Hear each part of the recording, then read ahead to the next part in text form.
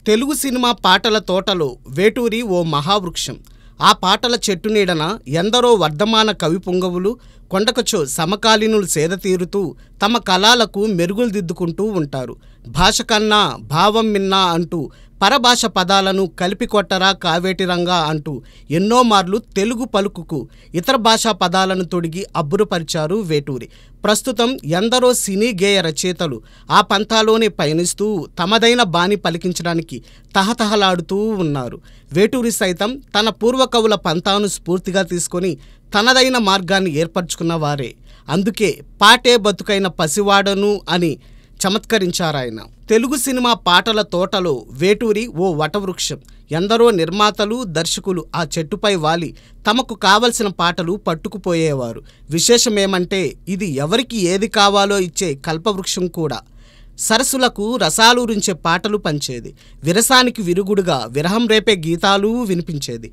నవరసాలను కురిపిస్తూ నవనవోన్మేష రాగాలు పలికించేది. అందుకే ఆ చెట్టు నీడన ఎన్నెన్నో చిత్రరాజాలు కనకాభిషేకాలు చేసుకున్నాయి. అనేక రకాల పాటలతో అందరినీ అలరించిన వేటూరి పాటసారిగా మారకముందు పాత్రికేయంలో పలు పద విన్యాసాలు చేశారు.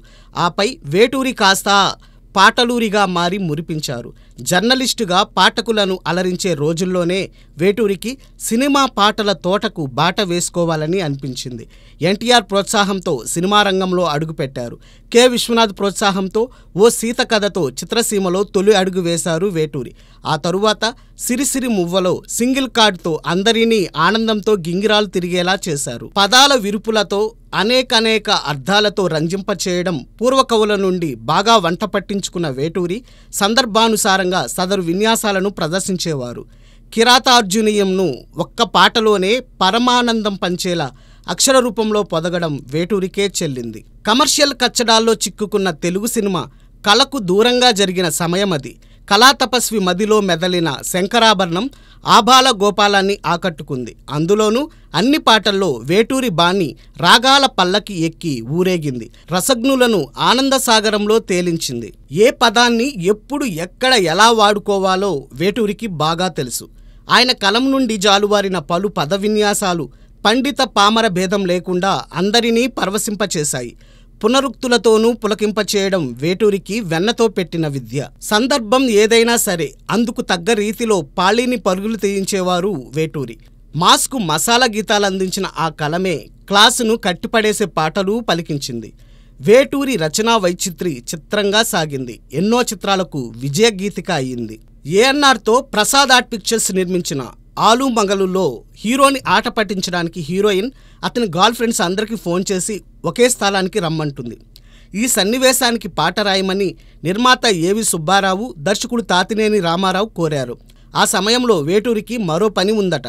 అరే ఎరక్కుపోయి వచ్చి ఇరుక్కుపోయానే అని అన్నారట వేటూరి. ఏంటి ఇదే నా పల్లవి బాగుంది అన్నారట నిర్మాత, దర్శకుడు. ఇంకేముంది, ఆ మాటలే పాటగా రూపొంది పరవశింప చేసేలా చేశారు వేటూరి. వేటూరి వారిది పండిత వంశం. ఆయన పెదనాన్న ప్రభాకర శాస్త్రి తెలుగు సాహితీ రంగంలో మేరు నగధీరులు. మాతామహుల వైపు కూడా పండితులే. అందువల్ల వేటూరి తల్లి కమలాంబకు కూడా సాహిత్యంలో పట్టుండేది. ఓసారి వేటూరి తన భార్య సీతామహాలక్ష్మిని సీతా సీతా అంటూ పిలుస్తూ లోపలికి వచ్చి అటు ఇటు చూస్తున్నారట. ఆ సమయంలో కమలాంబ దిక్కులు చూడకు రామయ్య, పక్కనే ఉన్నది సీతమ్మ అని తనదైన పంతాలో చెప్పారట. తల్లి మాటలనే తన పాటకు పల్లవిగా చేసుకుని జనానికి పరమానందం పంచారు వేటూరి. వేటూరి కలం బలం తెలిసిన ఓ నిర్మాత ఇళయరాజా వద్దకు వెళ్తే ఆయన ఓ ట్యూన్ ఇస్తారు, పాట రాయండి అని కోరారట. ఇళయరాజా దగ్గరకు వేటూరి వెడితే చాలాసేపు బయట కూర్చోపెట్టి తరువాత లోపలికి పిలిచి ఇవాళ నేను బిజీ, రేపు రండి అన్నారట. దాంతో వేటూరి రేపు నేను కూడా బిజీ, రాలేను అని చెప్పారట. అయితే ఈ ట్యూన్కు ఇప్పుడే పాట రాయగలరా అంటూ ఇళయరాజా ఓ ట్యూన్ వినిపించారట. వెంటనే వేటూరి దానికి ఇదిగో రాశాను అంటూ ఆయన పదనిసలకు అనువుగా పదాలను పరుగులు తీయించారట. అలా రూపొందిన పాటే సుందరమో సుమధురమో అనేది. ఆ పాట వినగానే ఒరిజినల్ కంటే ఇదే బాగుందే అని ఇళయరాజా అభినందించారట. ఆ తరువాత వేటూరి పాటలతోనే ఇళయరాజా తెలుగునాట ఎన్నో విజయాలను చూసిన వైనం అందరికీ తెలిసిందే. వేటూరి గీత రచయితల్లో సవ్యసాచి. రెండు చేతులతోనూ పదబంధాలను పేర్చి అటు క్లాసును ఇటు మాసును ఏకకాలంలో పరవశింపచేయగల నేర్పరి.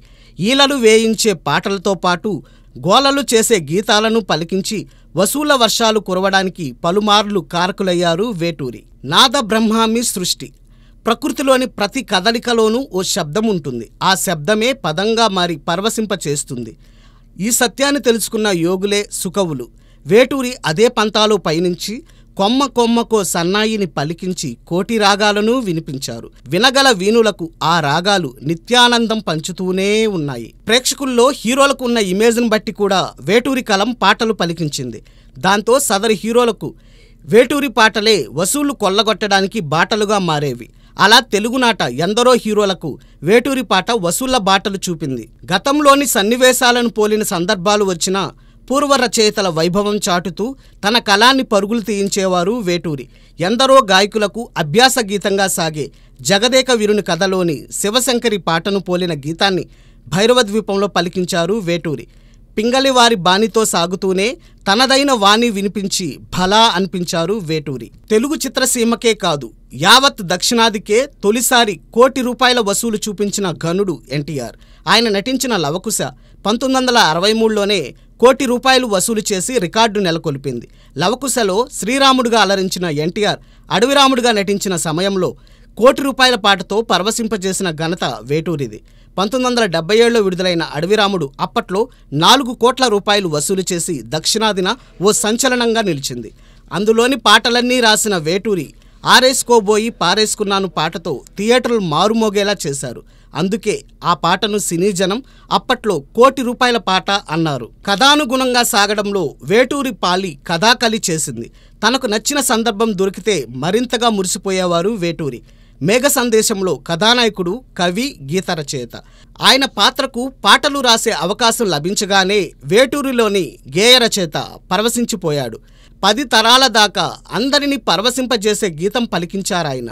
అదే పాట జాతీయ స్థాయిలో యేసుదాసును ఉత్తమ గాయకునిగాను నిలపడం విశేషం. ఎందరో వర్ధమాన కథానాయకులకు వేటూరి పాటలు పలుమార్లు బంగారు బాటలు వేశాయి.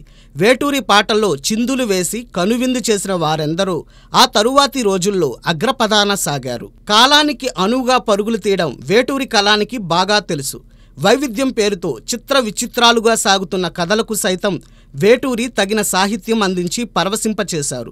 కాలయంత్రం ఎక్కి ఈ రోజుల నుంచి ఆ రోజులకు ప్రయాణం చేసినా సమయానుకూలంగా సందర్భానుసారంగా వేటూరి కలం సాగిన తీరు అబ్బురపరుస్తూనే ఉంటుంది. మూసపాత్రలతో విసిగి రోషంతో కొత్తదనం వైపు అడుగులు వేయాలని భావించిన వారికి సైతం వేటూరి పాట బాసటగా నిలిచిన సందర్భాలు ఎన్నో ఉన్నాయి. అక్కడ కూడా జనానికి పరమానందం పంచుతూ వేటూరి కలం సాగిన తీరు మురిపిస్తుంది, మరింతగా మైమరిపిస్తుంది. వైవిధ్యం కోసం పరితపించే వారికి సైతం వేటూరి పాటే అండగా నిలిచింది. నటీనటుల నటనను ముందే ఊహించి వేటూరి తగిన రీతిలో గీతాలు అందించి వారి ప్రతిభకు జనం పట్టం కట్టేలా చేశారు. వేటూరి ఎప్పుడూ సమయానుకూలంగా సందర్భానుసారంగా సాహిత్యం సమకూర్చారే కానీ అదే పనిగా అవార్డులు రివార్డులు పొందాలని రచన చేయలేదు. అయితే వేటూరి గీతాల్లోని పదబంధాలు కలిగించిన రసస్పందన ఆయనకు సదరు చిత్రాలకు అవార్డులు రివార్డులు సంపాదించి పెట్టాయి. ఏ తరహా కథాంశానికైనా వేటూరి తగిన రీతిన పదాలను కూర్చి పేర్చి జనాన్ని పరవశింపచేశారు. సరిగమలతో సరసాలాడుతూ పదనిసలతో పరుగులు తీసే బాణీలకు తగిన రీతిన పదాలను పేర్చి పరవళ్లు తొక్కించారు వేటూరి. సప్తస్వర రచనలో కొత్త పోకడలు సాగినప్పుడు అందుకు అనువుగా అర్థవంతమైన పదబంధాలను పేర్చి పరమానందం పంచారు వేటూరి. సంప్రదాయ స్వరరచనకు అనువుగాను రచన చేసి నిత్యానందం పంచారాయన.